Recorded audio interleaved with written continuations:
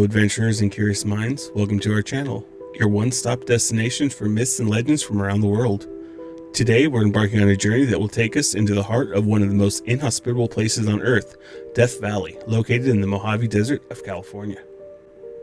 Death Valley, a name that conjures up images of barren landscapes, scorching temperatures, and desolate wilderness.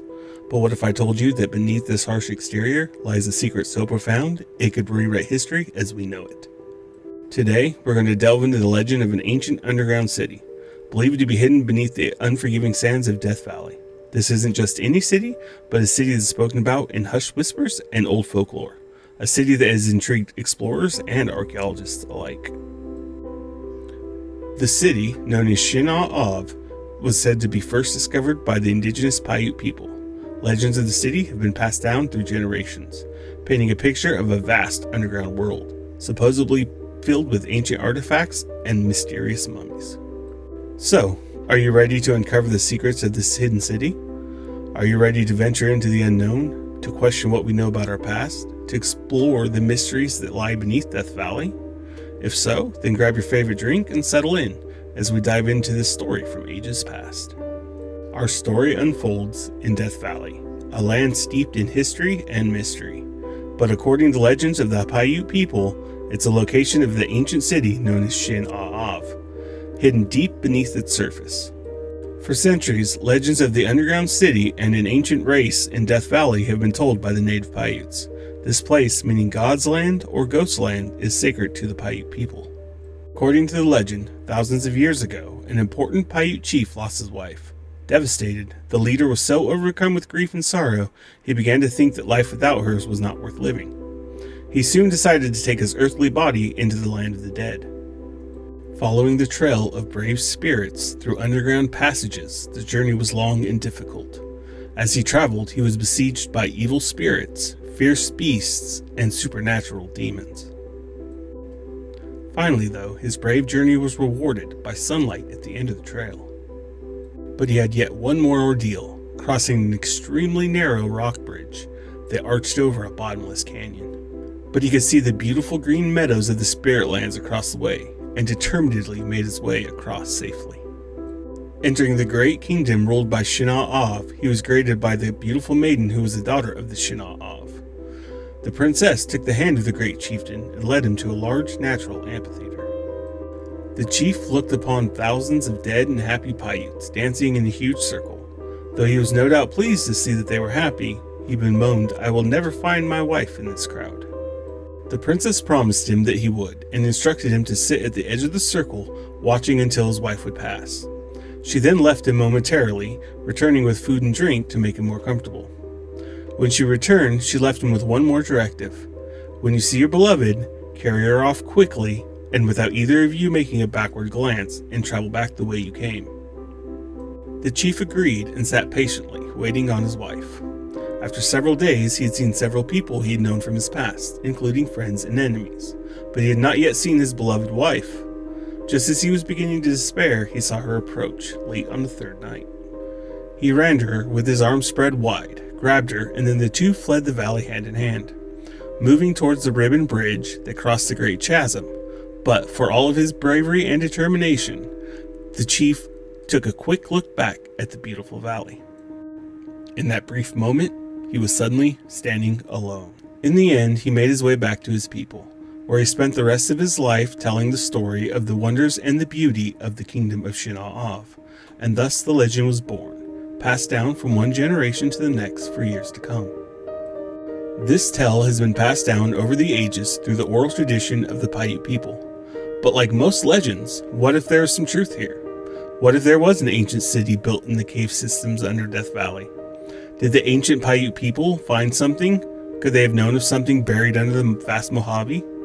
We have accounts through the years of similar findings. Many years later, in the 1920s, a prospector named White claimed he fell through the floor of an abandoned mine in Wine Gate Pass in the southwest corner of Death Valley into an underground tunnel. Going deeper into the labyrinth, he came to a group of rooms where he found hundreds of leather-clad human mummies surrounded by gold bars and other treasures. The rooms and a tunnel that extended deeper into the catacomb were lit with a pale greenish-yellow light of unknown origin. However, White did not follow the tunnel deeper. White claimed he explored the catacombs 2 more times after his initial find. During his second visit, he was accompanied by his wife, and on the third, his prospector friend, Frank Thompson. In the meantime, after hearing about White's find, a Paiute by the name of Tom Wilson, who worked as a trapper and guide, told a similar story. Wilson claimed that his grandfather discovered the below-ground caverns of Death Valley many years before. As he told the tale, his grandfather went into a cave that led to numerous tunnels and large rooms beyond the valley floor. After wandering for miles, his grandfather had come to an underground city where he found a group of fair-skinned people who spoke an unknown language and wore leather-like clothing. He also said that the people had horses, were sustained by a food he had never seen before, and a pale greenish-yellow light illuminated the city. The Paiute man, after having been missing for some time, finally returned home to tell his people of his discovery. Upon hearing his story, most of them were dubious of his authenticity of his adventure, but his grandson, Tom Wilson, absolutely believed the tale. Prospector White agreed to lead Tom Wilson and a group of archaeologists to the underground city. But on his trip, White was unable to locate the cavern. However, they did locate a curious dead-end tunnel that was carved out of solid rock. No doubt, though, they were all disappointed. But that didn't stop Tom Wilson, who spent the rest of his life searching for the underground city until his death in 1932. A book by Bork Lee also contains account of the hidden city. In the book, Death Valley Men, there's an ancient account of 2 men named Jack and Bill who have experience similar to that of Wilson's grandfather and Prospector White. According to Lee's book, Jack and Bill were near the Winegate Pass when one of them ascended into an old mine shaft. The other immediately followed. The pair found themselves in a passageway that they followed for more than 20 miles. Through the tunnel system, the two came across several chambers, filled with mummies, human remains, and rooms filled with treasures, and tunnels lighted by odd glowing lights.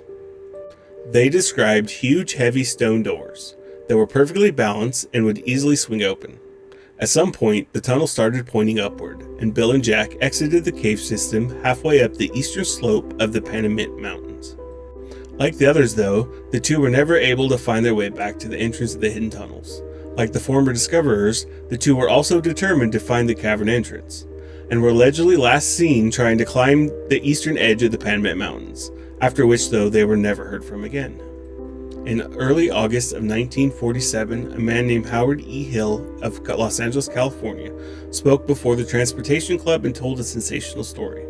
The tale describes the work of a man, Dr. F. Bruce Russell, who claimed to discover a series of complex tunnels underneath Death Valley in 1931. Russell, a retired Cincinnati physician, and his colleagues, Dr. Daniel S. Bovee, who worked together on an archaeological excavation in Mexico, allegedly stumbled upon these caves quite by accident. Russell, who had reportedly moved west for his health, decided to check out mining opportunities. According to the tale, while Russell was sinking a shaft for the mining claim, he fell into a cave while the soil gave way and found a catacomb of tunnels leading off into different directions. When Russell and Bovee began to explore the caverns, they followed one tunnel and were extremely surprised to find the mummified remains of 3 gigantic men, 8 to 9 feet tall. The giants were clothed in garments consisting of medium-length jacket and trousers that extended past the knees. The material resembled gray-dried sheepskin, but they believed it to be taken from an unknown animal. The room also held several artifacts that resembled Egyptian and American Indian designs, and hieroglyphics were chiseled on carefully polished granite. The explorers believed they had found the burial place of the tribe's hierarchy. Following another tunnel, they came across what they described as a ritual hall of these ancient people.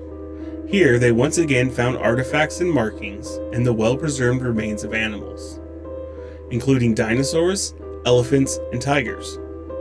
Later, it was suggested that perhaps these bones belonged to the ancient saber-toothed tigers and mammoths. Further, Russell had described to Hill that he and Bovee had only touched the surface of their discovery, stating that there were at least 32 tunnels and estimating that they ran across 180 square miles of Death Valley and parts of southern Nevada. Professional archaeologists were skeptical, though. A Los Angeles County Museum scientist, pointed out that dinosaurs and saber-toothed tigers appear on Earth 10 to 13 million years apart. No one in the professional world of archaeology was interested enough in the story to check it out personally. Despite scientists' disinterest, Dr. Russell and a group of investors created a corporation called Amazing Explorers Inc. to hopefully handle the profit from this amazing find. But in the constantly shifting sands of this deceiving desert, Russell could not find the site the next time he tried to show his friends. Afterward, Russell disappeared. Months later, Russell's car was found abandoned with a burst radiator in a remote area of Death Valley. His suitcase was still in the car of Dr. Bovey. He seemingly disappeared into the shadows. Altogether, we have some very interesting stories. Did all these men know the legend of Shin-Au-Av, an oral story told by the native Paiutes? These answers we may never know. But if they did not, it is interesting that over the years, there have been multiple findings of this city with such similar descriptions. Now, if you're still with me, I thank you for listening and I hope you're enjoying yourself. We're going to go a little out of the way here and kind of make my own connections, my own personal thoughts. What if the builders of the city of Shin-Au-Av were a tribe known to the Paiute as the Sitka? Now, I have no real link between the Sitka and Shin-Au-Av, but as the story goes, the Sitka were a legendary tribe that the northern Paiutes fought a war with, and eventually wiped out or drove away from the area, with the final battle having taken place in what is now known as Lovelock Cave in Lovelock, Nevada in the United States. They are said to have red hair and are often, but not always, described as being cannibals, and in some of the legends they were also giants. In 1911, a large amount of artifacts and mummified human remains were discovered under 3 to 6 feet of guano by guano miners in Lovelock Cave.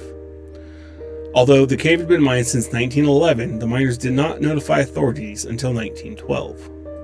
The miners destroyed many artifacts, but archaeologists were still able to retrieve 10,000 northern Paiute artifacts from the cave. Items include tool duck decoys, nets, a pair of sandals, baskets, several of which date back over 2,000 years. According to archaeologists from the 1920s, the northern Paiutes have accounts of an extinct people living in various localities of Nevada. They expressed doubts of whether they were real historical traditions or if they should be regarded as an attempt by the northern Paiutes to explain the archaeological remains of a cultural period that precedes their own. Now, I would like to say that Lovelock Cave and Death Valley, where Shin-Au-Av is supposed to reside, are only 300 miles away from each other. If these remains are from a previous cultural period, there may be a connection if it does exist. The archaeologists go on to surmise the description of the Sitka given to them by local informants thus. Characteristics of these ancient people are that they made some of their implements. They were mean, contemptible, foolish, degraded cannibals who had red hair and were excessively fond of decorating it. They dressed in robes made of skin and feather of the mudhead. In a collection of specimens from Nevada, every object which is unfamiliar to the northern Paiute. Here we have Sarah Winnemucca, daughter of the Paiute chief Winnemucca, who wrote in 1883 about what she described as a small tribe of barbarians who ate her people. In her book, Life Among the Paiutes, Their Wrongs and Claims, she wrote that after my people have killed them all, the people around us called us Se du Gras, which means conqueror. It also means enemy. My people say that the tribe that we exterminated had reddish hair. I have some of their hair, which has been handed down from father to son. I have a dress which has been in our family a great many years, trimmed with red hair. I'm going to wear it sometime when I lecture. It is called a mourning dress, and no one has such a dress but my family. Some accounts describe the Sitka as very tall or as giants. Giant mummies were said to have been seen inside of Shin-Au-Av by multiple accounts. Could these giant red-haired people, the Sitka, be the same ones that inhabited and built Shin-Au-Av? We may never know. We do, however, have a report by James H. Hart, the first of 2 miners who had excavated Lovelock Cave in the fall of 1911. He was said to recall that in the north central part of the cave, about 4 feet deep, was a striking-looking body of a man, 6 feet 6 inches tall. His body was mummified and his hair was distinctly red. Unfortunately, in the first years of mining, some of the human remains and artifacts were lost and destroyed. The best specimens of the adult mummies were boiled and destroyed by a local fraternal lodge, which wanted the skeletons for initiation purposes. If any of that is true, that's a horrible waste of history. I know back in the early 1900s and the 1800s, people did not take as much care of history, but it's still sad to hear about.